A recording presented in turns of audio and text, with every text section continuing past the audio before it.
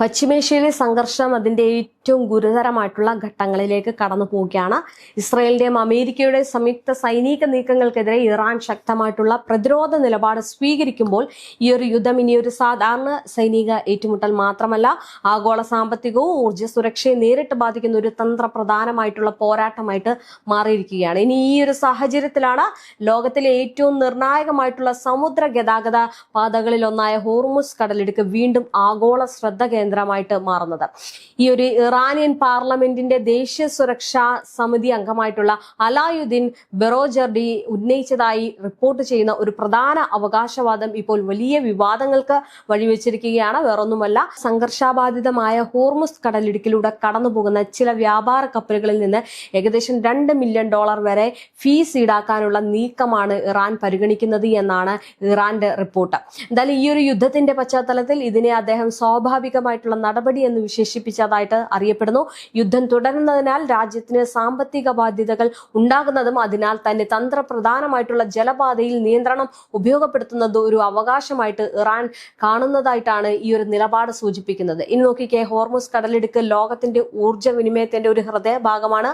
ആഗോളമായിട്ട് ഉപയോഗിക്കുന്ന എണ്ണയുടെയും ഈ ദ്രവീകൃത പ്രകൃതിവാതകത്തിന്റെയും ഏകദേശം 1/5 ഇടുങ്ങിയ കടൽപാതയിലൂടെ കടന്നു പോകുന്നത്. അതിനാൽ തന്നെ അവിടെ ഉണ്ടാകുന്ന ചെറിയ ഇടപെടലുകൾ പോലും ലോക വിപണിയിൽ വലിയ പ്രത്യാഘാതങ്ങൾ സൃഷ്ടിക്കാൻ ശേഷിയുള്ളതാണ്.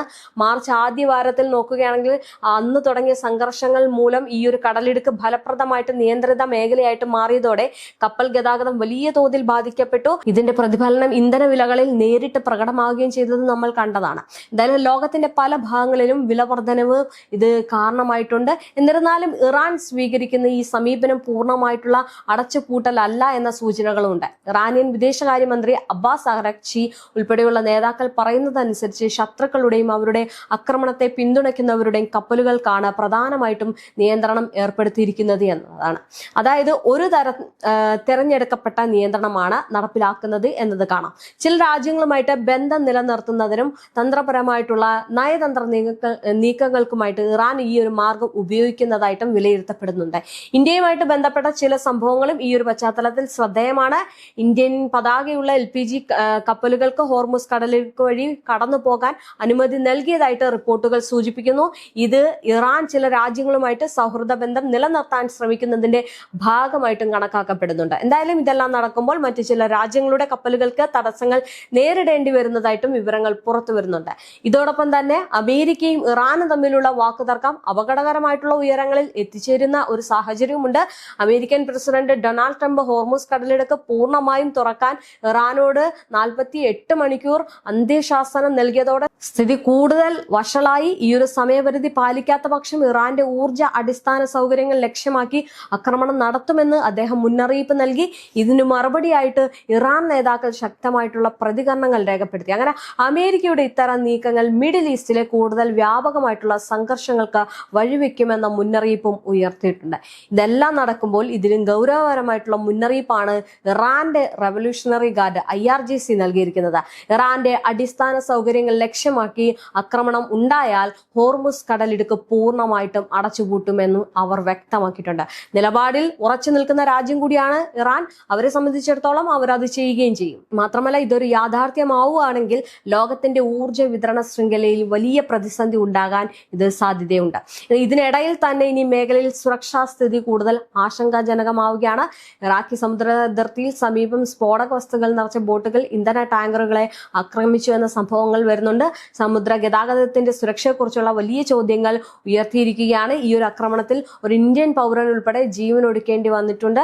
ഇന്ത്യയിൽ ഉൾപ്പെടെയുള്ള രാജ്യങ്ങൾക്ക് ഈ ഒരു സംഘർഷത്തിന്റെ ആഘാതം നേരിട്ട് അനുഭവിക്കേണ്ടി വരും എന്നും വ്യക്തമാക്കുന്നുണ്ട്. മൊത്തത്തിൽ നോക്കുമ്പോൾ ഹോർമുസ് കടലിടുക്ക് ഇനിയൊരു സാധാരണ സമുദ്രപാതയല്ല, മറിച്ച് ആഗോള രാഷ്ട്രീയവും സാമ്പത്തികവും ശക്തി പരീക്ഷണത്തിന്റെയും കേന്ദ്രമായിട്ട് മാറിയിരിക്കുകയാണ്. ഈ സൈനിക ശക്തി, സാമ്പത്തിക സമ്മർദ്ദം, നയതന്ത്ര നീക്കങ്ങൾ ഇവയെല്ലാം ഒരുമിച്ച് കലർന്ന ഒരു പുതിയ തരത്തിൽ തരത്തിലുള്ള സംഘർഷമാണ് ഇവിടെ രൂപപ്പെടുന്നത്. ഈ ഒരു സാഹചര്യത്തിൽ ഓരോ നീക്കവും ലോകത്തിന്റെ ഭാവിയെ സ്വാധീനിക്കാൻ കഴിയുന്നവയാണ് എന്നത് വ്യക്തമാണ്. ഇതിനിടയിൽ മിഡിൽ ഈസ്റ്റിലെ സംഘർഷം രൂക്ഷമായതോടെ തന്ത്രപ്രധാനമായിട്ടുള്ള ഹോർമുസ് കടലിടുക്കിലൂടെയുള്ള കപ്പൽ ഗതാഗതത്തിന് ഇറാൻ വൻ തുക ഈടാക്കുന്നതായിട്ടുള്ള റിപ്പോർട്ടുകളും പുറത്തു വരുന്നുണ്ട്. ആഗോള ഇന്ധന വിതരണത്തിന്റെ നിർണായക കേന്ദ്രമായിട്ടുള്ള പാതയിലൂടെ കടന്നുപോകുന്ന ഓരോ ചരക്ക് കപ്പലിനും 2 മില്യൺ, നേരത്തെ പറഞ്ഞതുപോലെ തന്നെയാണ്, ഏകദേശം 18.76 കോടി രൂപ വീതം ട്രാൻസിറ്റ് ഫീസായിട്ട് ഇറാൻ ഈടാക്കുകയാണ്. ലണ്ടൻ ആസ്ഥാനമായിട്ടുള്ള വാർത്താ ഏജൻസിയായ ഇറാൻ ഇന്റർനാഷണൽ ആണ് ഈ വാർത്ത പുറത്തുവിട്ടിരിക്കുന്നത്. എന്നാലും യുദ്ധസമാനമായിട്ടുള്ള സാഹചര്യത്തിൽ രാജ്യത്തിനുണ്ടാകുന്ന സാമ്പത്തിക ബാധ്യതകൾ മറികടക്കാനാണ് ഇത്തരമൊരു നടപടി എന്നാണ് ഇറാന്റെ പാർലമെന്ററി ദേശീയ സുരക്ഷാ കമ്മിറ്റി അംഗം അലാവുദ്ദീൻ ബറൂജർദി നേരത്തെ പറഞ്ഞതുപോലെ വ്യക്തമാക്കിയത്. അവിടെ ഒരു തന്ത്രപ്രധാനമായിട്ടുള്ള നീക്കങ്ങളാണ് ഇറാൻ നടത്തുന്നത്. ഏതായാലും ഹോർമുസ് കടലിടുക്കിലൂടെയുള്ള തങ്ങളുടെ സ്വാധീനം സാമ്പത്തിക നേട്ടമാക്കി മാറ്റാനാണ് ഇറാൻ ഇപ്പോൾ ശ്രമിക്കുന്നത്. 48 മണിക്കൂറിനുള്ളിൽ ഇറാൻ കടലിടുക്ക് തുറന്നില്ലെങ്കിൽ ഇറാന്റെ ഊർജ്ജ നിലയങ്ങൾ നേരെ ആക്രമണം നടത്തുമെന്ന് നേരത്തെ പറഞ്ഞതുപോലെ തന്നെ അമേരിക്കൻ പ്രസിഡന്റ് ഡൊണാൾഡ് ട്രംപ് ഭീഷണിയൊക്കെ മുഴക്കി.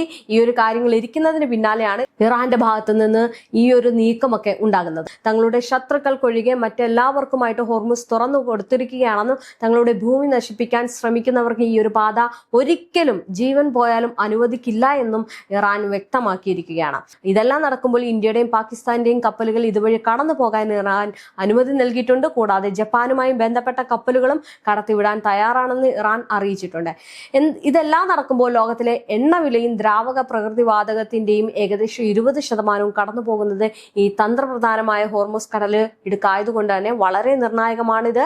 മാർച്ചിലെ തുടങ്ങി ഈ ഒരു തടസ്സപ്പെടുത്തൽ ലോകരാജ്യങ്ങൾക്ക് ചെറിയ തോതിലുള്ള പ്രതിസന്ധികൾക്ക് കാരണമായിട്ടുണ്ട്. അന്താരാഷ്ട്ര വിപണിയിൽ എണ്ണ വിതരണം തടസ്സപ്പെടുമെന്ന ആശങ്ക ലോകമെമ്പാടുമുള്ള സമ്പദ് വ്യവസ്ഥകളെ കടുത്ത സമ്മർദ്ദത്തിലാഴ്ത്തിയിരിക്കുകയാണ്. വിതരണ ശൃംഖലയിലെ ഈ ഒരു അനിശ്ചിതത്വം വരും ദിവസങ്ങളിൽ കൂടുതൽ പ്രത്യാഘാതങ്ങൾ ഉണ്ടാക്കുമെന്നുള്ള വിലയിരുത്തലൊക്കെ ഉണ്ട്. ഈ ഒരു സാഹചര്യത്തിലൂടെയാണ് ഇന്ന് കടന്നു പോകുന്നത്. പക്ഷെ ഇറാന്റെ നിലപാടുകൾ കടുപ്പിക്കുമ്പോഴാണ് ഏറ്റവും കൂടുതൽ പ്രതിസന്ധികൾ നേരിടേണ്ടി വരുന്നത്. കാരണം ഇറാന്റെ നിലപാട് പറയുന്നത് പോലെ തന്നെ പ്രവർത്തിക്കുന്ന ഒരു രീതിയാണ് ഇറാനുള്ളത്. അപ്പം ഈ ഹോർമുസ് കടലിടുക്ക് എന്ന് പറയുന്നത് വളരെ നിർണായകമായിട്ടുള്ള ഒരു കാര്യമാണ്. ഏതെങ്കിലും തരത്തിൽ അല്ലെങ്കിൽ ഇറാന്റെ ഈ ഒരു ഹോർമുസ് കടലിടുക്കിന് നേരെ ആക്രമണമോ അല്ലെങ്കിൽ എന്തെങ്കിലുമൊക്കെ സംഭവിച്ചു കഴിഞ്ഞാൽ തീർച്ചയായിട്ടും അത് വലിയ രീതിയിലൊരു വെല്ലുവിളിയായിട്ട് ലോകരാജ്യങ്ങൾക്ക് മാറുമെന്നതിൽ സംശയമില്ല.